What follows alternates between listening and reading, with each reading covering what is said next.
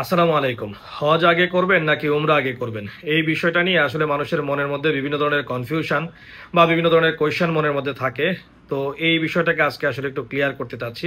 তো যারা সাম্প্রতিক সময়ে হজে যাবেন বা উমরায় যাওয়ার নিয়ত করছেন তাদের জন্য ভিডিওটা অনেক বেশি গুরুত্বপূর্ণ হবে বলে আশা করছি। না টেনে সম্পূর্ণটা দেখবেন। তো এখানে কয়েকটা অবস্থান হইতে পারে। আপনার মনে করেন যে আপনার আর্থিক অবস্থা এরকম যে আপনার উপরে আসলে হজ ফরজ। তো সেই ক্ষেত্রে যদি আপনার উপরে হজ ফরজ হয়ে থাকে তো ফরজ কাজটা আগে করা উত্তম। কিছু কিছু ওলামায়ে কেরামের মতে মোটামুটি এরকম যে আপনার উপরে হজ ফরজ হয়েছে বাট আপনি হজ করতেছেন না, বিলম্ব করতেছেন, তো সেই ক্ষেত্রে কিন্তু আপনি গুনাহগার হবেন।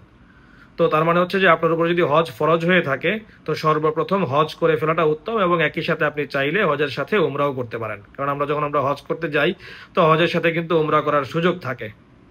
তো তার মানে হজ ফরজ হলে হজ আগে করাটাই উত্তম। আবার এটার মানে এই না যে আপনার হজ ফরজ হয়েছে আপনি উমরা আগে করতে পারবেন না। অনেকে আছেন বা আমাদের আশেপাশে অনেকেই আমি দেখছি আমাদের কলিগরা আছেন বা আমাদের পরিচিত অনেকেই আছেন যাদের উপর আসলে হজ ফরজ, যাদের আর্থিক অবস্থা এরকম যে তাদের উপরে হজ ফরজ হয়েছে।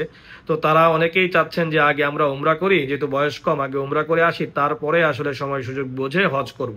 এবং যেহেতু হজ করতে একটা লম্বা সময় লাগে আর উমরা আসলে খুব অল্প সময়েই করা যায়, তো তো সেই ক্ষেত্রে অনেকেই এটা চিন্তা করেন যে আগে উমরা করে আসবো। তো এটার ক্ষেত্রেও কিন্তু নিষেধ নাই, এমন না যে আপনার উপরে হজ ফরজ হয়েছে এখন আপনি আগে উমরা করতে পারবেন না। তবে এটা উত্তম যে আপনি যেহেতু আপনার উপরে হজ ফরজ হয়েছে তো সেই ক্ষেত্রে আগে হজ করে ফেলা এবং সেই সাথে উমরা করা। আবার এখন আরেকটা বিষয় যে আপনার উপরে আসলে হজ ফরজ হয় নাই, আপনার আর্থিক অবস্থান এরকম না যে আপনার উপরে যে হজ ফরজ হয়েছে, বাট আপনি চাচ্ছেন যে আপনি উমরা করবেন। তো সেক্ষেত্রে আপনি উমরা করতে গেলেন এবং উমরা করলেন। তো আপনি যেই মুহূর্তে আপনি উমরা করলেন, আপনি মক্কা শরীফ দেখলেন, কাবা শরীফ দেখলেন, তো সেই ক্ষেত্রে কিন্তু আপনার উপরে এখন হজ ফরজ হয়ে গেল। এখন আপনি যদি এই অবস্থায় মারা যান হজ না করে তো সেই ক্ষেত্রে কিন্তু আপনি গুনাহগার হবেন। আপনার উপরে আগে হজ ফরজ ছিল না, আপনার আর্থিক অবস্থা, আপনি বিষয়টা আবার একটু বোঝেন, আমি একটু ক্লিয়ার করে বলি যে আগে আপনার উপরে হজ ফরজ ছিল না বা আপনার আর্থিক অবস্থা এরকম ছিল না যে আপনার উপরে হজ ফরজ হয়, কিন্তু আপনি উমরা করছেন। তো উমরা করার কারণে আপনি কাবা শরীফ দেখার কারণে বা মক্কা মদিনা দেখার কারণে, মক্কা শরীফ দেখার কারণে আপনার উপরে কিন্তু এখন হজ ফরজ হয়েছে, এবং সেই ক্ষেত্রে এখন আপনাকে হজ করতে হবে। ওই সময়ই করতে হবে সেটা নট নেসেসারি, আপনি হয়তো সেটা 6 মাস পরে মানে হজের আগামী বছর করতে পারেন বা ওই বছরই করতে পারেন বা 1 বছর 2 বছর পরে করতে পারেন। বাট এখন আপনার উপরে হজ ফরজ এবং আপনাকে সেই হজ কিন্তু করতে হবে।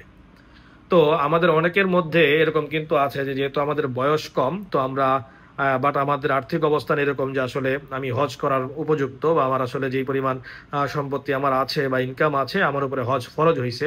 বাট আমরা অনেকে মনে করি বয়স কম থাকার কারণে যে আগে উমরা করে আসি তারপরে সময় সুযোগ বুঝে সময় নিয়ে হজ করব। কিন্তু যদি বিষয়টা এরকম হয় যে সেই সময় সুযোগ আর আমার আপনার লাইফে না আসে, হয়তো আপনি উমরা করে চলে আসলাম, এর মধ্যে আল্লাহ না করুক আপনি মারা গেলাম, তো সেই ক্ষেত্রে কিন্তু আমার যে ফরজ কাজ সেটা কিন্তু হইল না। কারণ হজ করাটা হচ্ছে ফরজ, উমরা করাটা কিন্তু ফরজ না। তো আমার কাছে যেটা মনে হয়, এবং আমার কাছে না, এটা ইসলামও বলে, ওলামা একরামও সেটাই বলেন যে আপনি হজ ফরজ হয়েছে আগে আপনি হজ করেন এবং দেন পরবর্তীতে উমরা করবেন। শুধুমাত্র এটা না, অনেক দিক দিয়ে এটা কিন্তু একটা ধোকার মধ্যেও পড়তে হয়। শয়তান আমাদেরকে অনেক সময় ধোকা দেয় যে উমরা যেহেতু আসলে করেই ফেলছি তো হজটা হয়তো রিটায়ারমেন্টের দিকে গিয়ে 55 বছর 60 বছর বয়সে ওরকম একটা সময়ে করব। আমি আমার চ্যানেলে দেখবেন একটা ভিডিও আছে যে হজ কেন অল্প বয়সে করবেন, বা শরীর সুস্থ থাকা অবস্থায় শক্তিশালী থাকা অবস্থায় হজ করা কেন জরুরি। আপনি বিভিন্ন ওলামায়ে কেরামের সাথে কথা বললে তারাও কিন্তু একই পরামর্শ দিবেন। কারণ হজ কিন্তু আসলে পালন করতে হয়, হজের বেশ কিছু রোকন আছে যেগুলো কিন্তু আসলে কষ্টসাধ্য ব্যাপার, এবং হজের সময় দেখা যায় যে আপনাকে প্রতিদিন কিন্তু প্রায় 15 কিলোমিটার 10-15 কিলোমিটার মতো হাঁটতে হয়, অনেক ক্ষেত্রে আরো বেশিও হাঁটতে হয়, এবং সেই জায়গায় কিন্তু অনেক বেশি গরম থাকে, অনেক বেশি মানুষের চাপ থাকে, ভিড় থাকে। তো সবকিছু মিলে যদি আপনার বয়স হয়ে যায় বা আপনি শারীরিকভাবে দুর্বল হন তো সেই ক্ষেত্রে কিন্তু আপনি হজ করতে পারবেন না। বা হজ করতে গেলে অনেক সময় মানুষ হারিয়ে যায়।